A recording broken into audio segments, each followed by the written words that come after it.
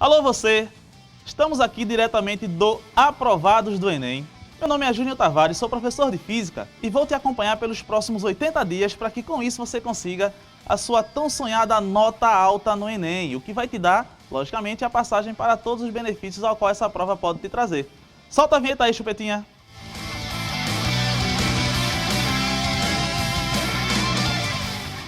Bem, na nossa primeira aula, aula 1, nós vamos observar a respeito da introdução à cinemática. A cinemática, que faz parte do conjunto da física mecânica, no qual a cinemática é a primeira parte da física mecânica que faz o estudo da movimentação dos corpos. No entanto, para a gente poder julgar se existe esse tal movimento dos corpos, é necessário que a gente saiba o que é que define o movimento e o que é que define a não existência do movimento, ou seja, o repouso. Para que a gente possa afirmar com toda a certeza que existe movimento, é necessário que a gente observe um ponto de referência, no qual esse ponto de referência ele vai servir como nosso referencial. Quando a distância entre o objeto ao qual você analisa e o ponto de referência, que é o referencial, ela muda, nós dizemos que por conta dessa mudança, o objeto está se deslocando e aí ele está em movimento. No entanto, se em relação ao ponto de referência essa distância não mudar, nós digamos então que ele está em repouso. Por quê? Porque para o objeto estar em movimento é necessário que a distância ao ponto de referência modifique e para ele estar em repouso é necessário que essa distância permaneça constante. Sendo assim, para o mesmo objeto nós podemos ter as duas situações. Basta que a gente escolha pontos de referências distintos ao qual se enquadre dentro daquela primeira coisinha que eu falei para vocês, a distância mudar para um e não mudar para o outro. Isso faz com que, turma, movimento e repouso não sejam grandezas absolutas. Movimento e repouso são grandezas sempre relativas ao ponto de referência que a gente adotou, ou seja, são grandezas relativas ao nosso referencial. Como você vai acompanhar na tela aí com o Chupetinha, você vai ter aqui o seguinte, ó. Por definição, movimento. A posição varia em relação a um certo referencial. E o repouso, a posição é fixa, ou seja, em relação ao referencial que você adotou, essa posição ela não vai ser alterada, ela não vai ser modificada, ok? Então, sendo assim, a chave para que você possa fazer essa definição se chama referencial. Para que a gente possa analisar uma situação, dá uma olhada na tirinha aqui abaixo. Essa tirinha que nós temos aqui abaixo, ok? Ela foi feita aqui pela nossa desenhista. Ela retratou um momento em que estávamos eu e Chupetinha dando uma volta lá no parque para poder espairecer um pouquinho a mente depois de um dia de trabalho. Para espairecer a mente, eu decidi dar uma voltinha no skate para ver se minhas habilidades ainda estavam em dias. Só que o Chupetinha ele viu lá uma placa no qual dizia que era proibido fazer isso. No entanto, como eu não vi a placa, eu só fui perceber depois que ele me avisou. Estava eu no skate quando o Chupetinha olha para mim e disse: Júnior, você sabe que é proibido andar de skate aqui no parque. No entanto, logicamente, eu não poderia ficar para trás. Eu tive que dar uma resposta, ter uma saída ao menos para não ser repreendido totalmente pelo Chupetinha. E aí eu disse ao Chupetinha o seguinte: mas meu caro Chupetinha, eu estou parado. Quem está andando é o skate. E aí, será que eu tenho razão? Ou será que o Chupetinha tem razão? Acertou você que disse que os dois têm razão. Por que os dois têm razão? Volta aí para mim, Chupetinha. Os dois têm razão pelo seguinte motivo.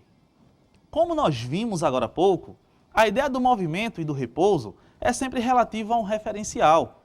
Então, como para mim o referencial era o skate, em relação ao skate eu estava parado. Por quê? Porque a minha distância para o skate ela não estava sendo alterada. No entanto, quando o referencial era o Chupetinha, minha distância para o Chupetinha ela estava sendo alterada. Logo, para o Chupetinha eu estava em movimento. Sendo assim, então, isso retratou muito bem aquilo que a gente acabou de definir, ok? Um corpo, ele vai estar em movimento sempre que a distância para o ponto de referência ela for alterada. E será considerado em repouso sempre que essa distância permanecer constante. Tranquilidade? Então, sendo assim, nós agora já temos a capacidade de julgar quando há o movimento e também quando não há o movimento, ou seja, quando estamos em repouso. Um outro ponto muito importante na análise da introdução ao movimento é a respeito do conceito de trajetória. A trajetória ela é definida simplesmente como o caminho percorrido por um corpo ou partícula em movimento, assim como você está observando agora na tela. Sendo assim, então, para poder ilustrar isso para a gente, eu coloquei aqui duas imagens no qual você tem aí o movimento realizado pela Esquadrilha da Fumaça, no qual justamente coloquei a Esquadrilha da Fumaça para que você pudesse ver, através do rastro de fumaça deixado, justamente qual foi a trajetória que ele fez. No entanto, quando se fala em trajetória, a gente também não fala em grandeza absoluta. Por quê? Porque dizer que é absoluta é dizer que ela independe de qualquer outra coisa. E a trajetória, assim como o movimento, tem sua descrição dependente sempre de um referencial. Para poder mostrar isso para vocês, que a trajetória depende de um referencial, na verdade a descrição da trajetória depende do referencial, temos aqui na tela, com o chupetinha, mais uma vez, a imagem de do vagão de um trem, no qual nós temos uma bola que vai se desprender do teto e chegar até o solo. Para o cara que está dentro do trem, o que é que vai acontecer? O trem, aí do nosso exemplo, ele vai estar se movendo horizontalmente para a direita. Só que se o cara está dentro do trem, ele também está se movendo horizontalmente para a direita. Ou seja, horizontalmente, o movimento relativo entre ele e a bola não existe. Por esse motivo que ele não percebe essa movimentação horizontal. Quando a bola se desprende, como você está observando aí agora, tudo que ele consegue analisar é um movimento vertical. Por quê? Porque horizontalmente, como eu acabei de citar para vocês, ele não tem movimento relativo com a bola. No entanto, se a gente for analisar a mesma situação, como você também está acompanhando aí na tela, com um cara que esteja fora do trem, com um observador que esteja fora do trem. O que é que vai acontecer? Como ele está fora do trem, ele percebe tanto o movimento horizontal para a direita, como o movimento vertical que a bola faz, ou seja, ele percebe os dois movimentos. Mas, professor, se ele percebe os dois movimentos, o que é que ele enxerga? Ora, se ele enxerga os dois movimentos, ele enxerga a composição dos dois. Então é isso que ele vai perceber. Ele vai perceber a composição dos dois movimentos, no qual ele vai perceber o movimento horizontal para a direita e o movimento vertical para baixo. Então, para as próximas posições do trem, como a gente está analisando, é isso aí que ele vai enxergar. Comparando as duas situações, nós temos aqui o seguinte, ó, o cara que está dentro do trem, ele percebe simplesmente o movimento vertical de cima para baixo. Já o cara que está fora do trem, o que ele percebe é o quê? O que ele percebe é a composição do movimento horizontal com o vertical, o que vai gerar, como nós podemos observar aqui, um movimento parabólico, ok? Então, sendo assim, turma, a descrição do movimento, ela nunca é absoluta. A descrição do movimento, ela também é relativa ao referencial. Só para você poder analisar e pensar mais um pouquinho aí na sua casa, veja só aqui o seguinte. Suponha que estou eu e Chupetinha aqui de frente para mim conversando. Se passa um amigo nosso para lá, para o fundo da tela, o que é que vai acontecer? Se eu for descrever a trajetória desse nosso amigo, eu vou dizer que ele foi para a direita. No entanto, o meu amigo Chupetinha estando aqui na minha frente, ele vai descrever que esse nosso terceiro amigo ele foi para a esquerda. E aí, quem tem razão? Mais uma vez os dois. Cada um, naturalmente, dentro do seu próprio ponto de vista, ok? Então, sendo assim, fica afirmada a ideia de quê? De que tanto o movimento quanto a trajetória são sempre relativos ao referencial, ok? Para ver se a gente conseguiu entender direitinho essa nossa primeira aula, que é a parte da introdução à cinemática, vamos ver aqui então algumas aplicações clássicas em provas de seleção de vestibular e, naturalmente, provas também que vão fazer parte do Enem, ok? Então, vê bem, solta aí, Chupetinha, a nossa primeira aplicação. Nossa primeira questão, ela é uma questão da UEPB, Universidade Estadual da Paraíba. Ela retrata muito bem aquilo que eu tentei explicar para vocês aqui na nossa primeira aula. Ela diz assim, um professor de física, verificando em sala de aula que todos os seus alunos encontram-se sentados, passou a fazer algumas afirmações para que eles refletissem e recordassem alguns conceitos sobre movimento. Das afirmações seguintes, formuladas pelo professor, A única correta é. Então vamos aqui analisar item por item tudo aquilo que a nossa questão está dizendo. Na letra A, ele está dizendo assim: Iago, aluno da sala, está em repouso em relação aos demais colegas, mas todos nós estamos em movimento em relação à Terra. Na letra B, ele diz assim: mesmo para mim, professor, que não paro de andar, seria possível achar um referencial em relação ao qual eu estivesse em repouso. Letra C. A velocidade dos alunos, que eu consigo observar agora, sentados em seus lugares, é nula para qualquer observador humano. Letra D. Como não há repouso absoluto, nenhum de nós está em repouso em relação a nenhum referencial. E na letra E, o Sol está em repouso em relação a qualquer referencial. E aí, meu fera, você conseguiu parar e refletir sobre o que é que está dizendo essas afirmativas? Então vamos lá começar a julgar aquilo que está correto e aquilo que está incorreto. Uma coisa que eu fiz aqui é muito importante também que você, sempre que puder, faça. Lê todas as afirmativas, porque isso vai te dar uma noção mais completa de tudo aquilo que está sendo julgado dentro dessa questão. Então, sendo assim, analisa aí comigo. Na letra A, que está incorreta, ele diz assim, ó: Iago, aluno da sala, está em repouso em relação aos demais colegas. Professor, mas isso está certo. Realmente, essa primeira parte ela está totalmente correta. No entanto, vê o que diz a segunda parte. Mas todos nós estamos em movimento em relação à Terra. Eu acabei de afirmar para vocês que o movimento vai existir quando a distância alterar. Então, dizer que todos nós estamos em movimento em relação à Terra é dizer que todos nós estamos nos distanciando ou nos aproximando da Terra, o que não está correto naturalmente. Na letra B, ele diz assim, ó: mesmo para mim, professor, que não paro de andar pela sala, seria possível achar um referencial em relação ao qual eu estivesse em repouso. E isso está correto, porque como nós vimos, o repouso ou o movimento, ele é sempre relativo ao referencial que foi adotado. Então, caminhando pela sala, eu posso estar em movimento em relação a vários e vários alunos e a várias e várias pessoas. No entanto, é possível sim encontrar um referencial para o qual a minha distância não alterasse.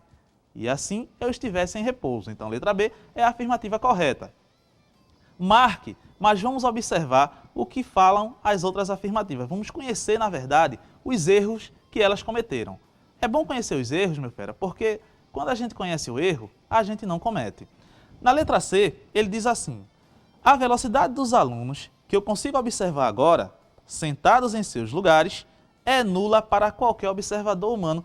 Ou seja, não há nenhum observador humano que esteja se distanciando ou se aproximando dos meus alunos. É brincadeira uma alternativa dessa. E o pior é que tem gente que marca. Mas quem marca não faz curso com a gente, porque quem faz curso com a gente, ele vai marcar certo. Letra C está errada. A letra D diz o seguinte: como não há repouso absoluto, está certo. Repouso absoluto é algo que não existe. Porém, ele comete um erro na segunda parte de sua afirmação. Ele diz assim: nenhum de nós está em repouso em relação a nenhum referencial. Peraí, eu acabei de explicar para vocês no item B, que estava certo, que era possível sim encontrar um referencial pelo qual nós estivéssemos em repouso, apesar de estarmos em movimento em relação a diversas outras coisas ou pessoas. Ou seja, letra D está errada. E a letra E diz o seguinte: o Sol está em repouso em relação a qualquer referencial. Alguém que marca algo desse tipo é simplesmente alguém que não percebe a diferença entre dia e noite, vê o Sol sempre estático na mesma posição, o que, naturalmente, faz com que a letra E esteja errada, ok? Então, sendo assim, marcou a letra B, vamos dar uma olhadinha na nossa segunda aplicação, ok? Para dar um pouco mais de consistência no nosso conhecimento, temos aqui a segunda questão das nossas aplicações. Essa segunda questão, ela diz assim para a gente: um trem se move com velocidade horizontal constante. Dentro dele estão o observador A e um garoto, ambos parados em relação ao trem. Parados em relação ao trem, porque como eu expliquei para vocês lá na ideia de trajetória agora há pouco, ok? Quem se move junto com o objeto, ele não percebe a movimentação na horizontal. Isso significa dizer então o quê? Isso significa dizer simplesmente que toda a movimentação horizontal entre eles relativamente não vai existir, ok? Ele continua dizendo assim: na estação, sobre a plataforma, está o observador B, parado em relação a ela. Ou seja, ele está parado em relação à plataforma, consequentemente, em movimento em relação ao trem. Lembrando também do que a gente viu agora há pouco no conceito de trajetória, observa só, solta aí, Chupetinha, volta aí aquela imagem, meu querido. Nós temos aqui, nessa imagem, ok? O seguinte, nós temos aqui que o cara que está, o observador que está dentro do trem, o que ele observa é uma movimentação na vertical, simplesmente na vertical. Por que simplesmente na vertical?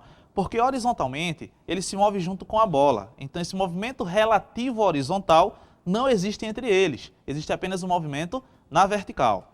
Porém, na segunda imagem aqui, na segunda parte da nossa imagem, nós temos justamente o caso em que o observador ele está fora do trem. Então quer dizer o quê? Quer dizer que existe um movimento relativo tanto horizontal quanto vertical. E como nós vimos também agora há pouco, essa junção das duas movimentações vai gerar um movimento parabólico. Ou seja, antes de julgarmos lá aquela questão, vamos antecipar a ideia de que quem está dentro vê vertical, quem está fora vê parabólico. Então, sendo assim, volta lá, Chupetinha, volta lá para a questão que a gente estava vendo agora há pouco, para que a gente possa resolver.